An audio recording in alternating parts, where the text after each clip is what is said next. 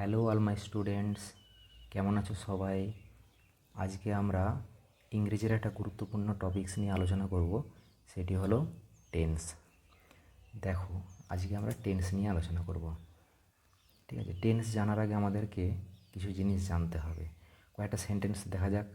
যেমন দেখো, she went to school yesterday, সে গতকাল স্কুলে গিয়েছিল।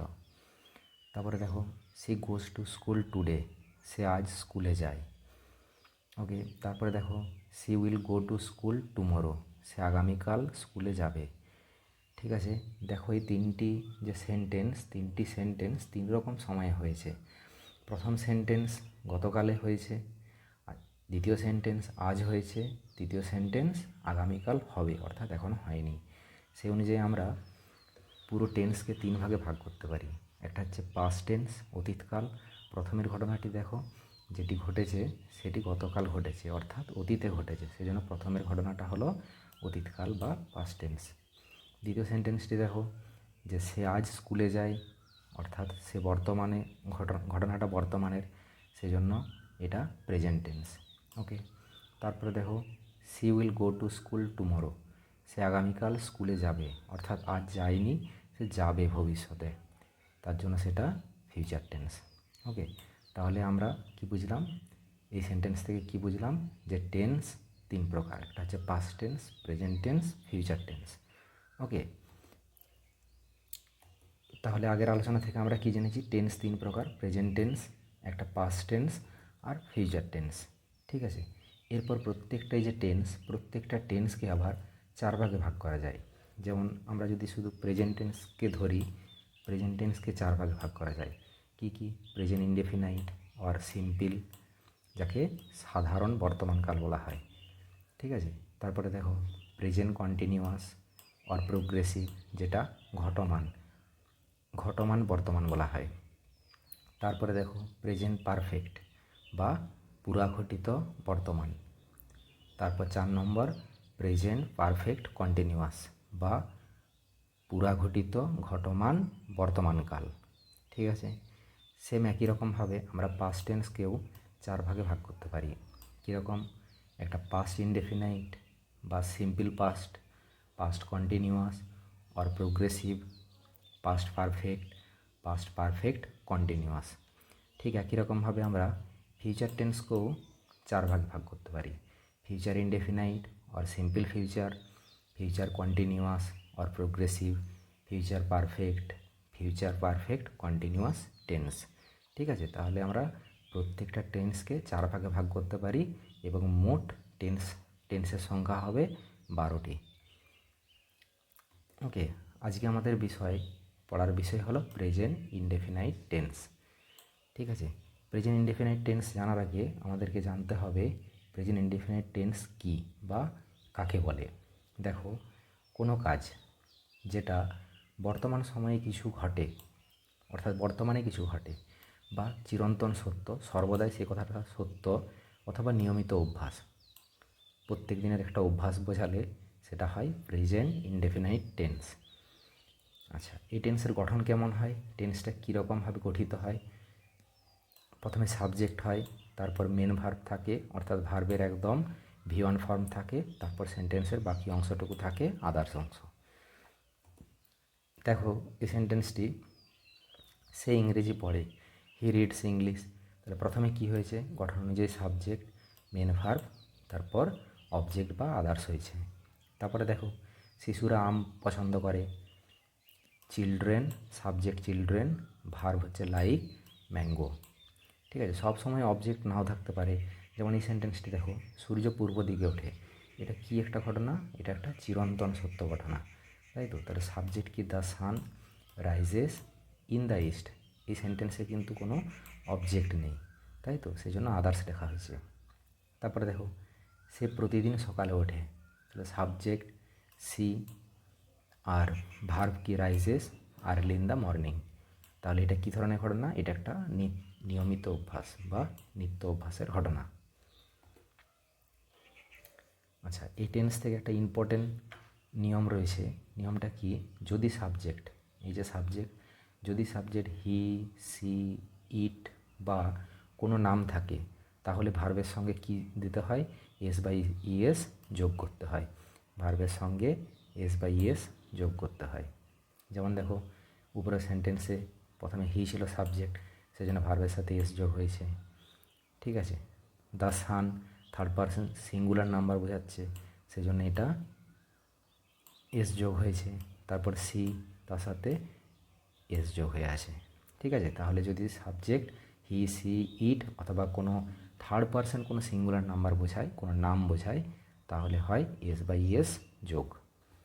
ওকে, এবার এই সেন্টেন্সগুলোকে আমরা কিভাবে নেগেটিভ করতে পারি, অর্থাৎ সেগুলোকে নাবাচক সেন্টেন্সে পরিণত করতে পারি। দেখো তার জন্য গঠন রয়েছে। গঠন কি, প্রথমে সাবজেক্ট দেব, তারপর সাবজেক্ট অনুযায়ী ডু অথবা ডাজ হবে, তারপর নট, তারপর ভার্বের একদম বেস ফর্ম V1 ফর্ম, তারপর আদার্স সেকেন্ড সেন্টেন্সের বাকি অংশটুকু।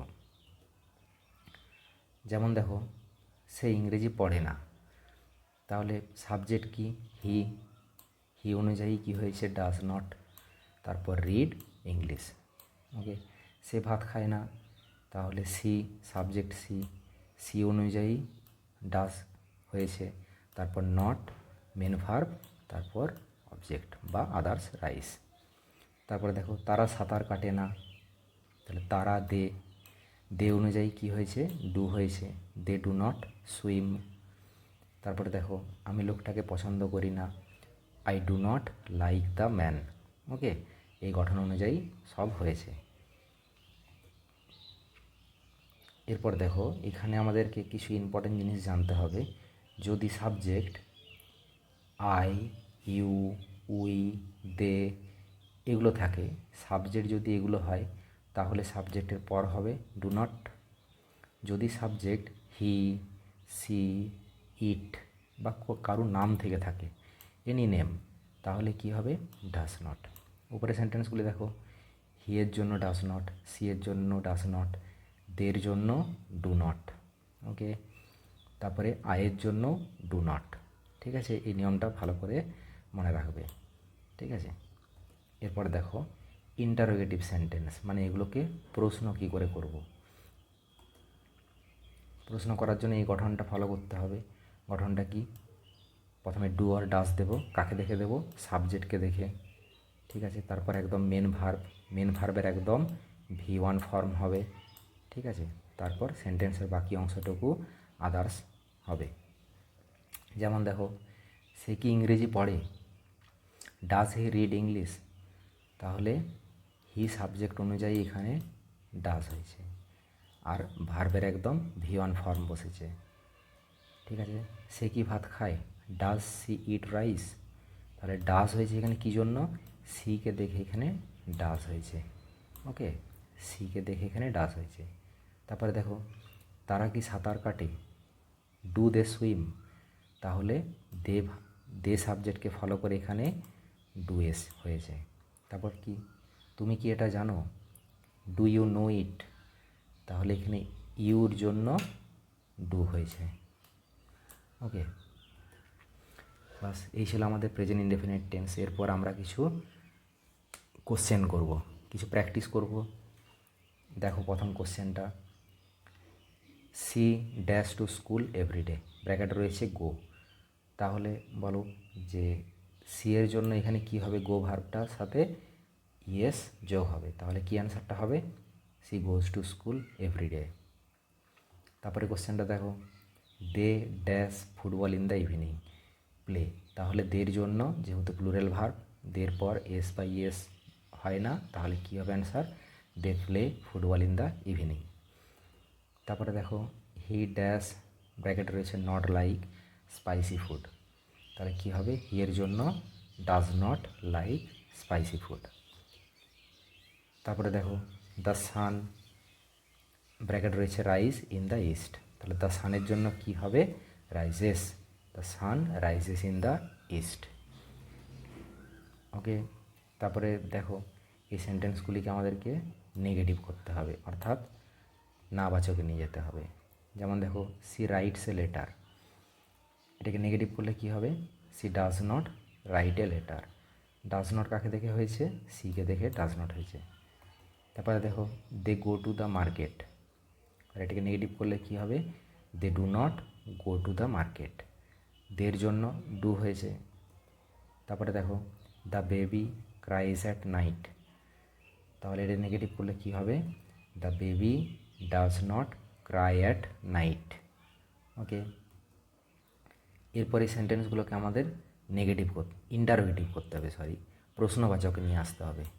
ঠিক আছে, দেখো সি রাইটস এ লেটার, এটাকে যদি প্রশ্নবাচকে নিয়ে যাই কেমন অ্যান্সার হবে, does she write a letter. তারপরে দেখো they go to the market, এটাকে যদি ইন্টারোগেটিভে নিয়ে যাই কী হবে, do they go to the market, do কেন হলো, দের জন্য ডু। আজ এই পর্যন্তই, দেখা হবে পরের ক্লাসে। যদি ভিডিওটা ভালো লেগে থাকে তাহলে আমার চ্যানেলটিকে সাবস্ক্রাইব করে দিও, লাইক করে দিও, আর বন্ধুদের সাথে ভিডিওটা শেয়ার করে দিও। ততক্ষণ পর্যন্ত টেক কেয়ার, স্টে হেলদি।